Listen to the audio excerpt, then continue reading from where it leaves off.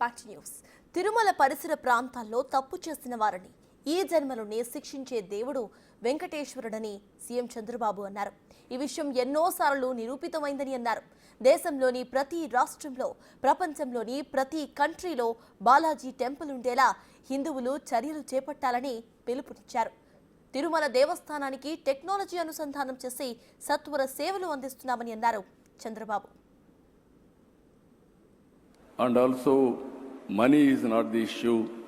All Hindu temples, Hindus are contributing huge money for temple development and also to service the God. That is how things are happening. By using all these things, again, all of us has to work with innovation, collaboration, commitment. I am telling you, I strongly believe to serve the God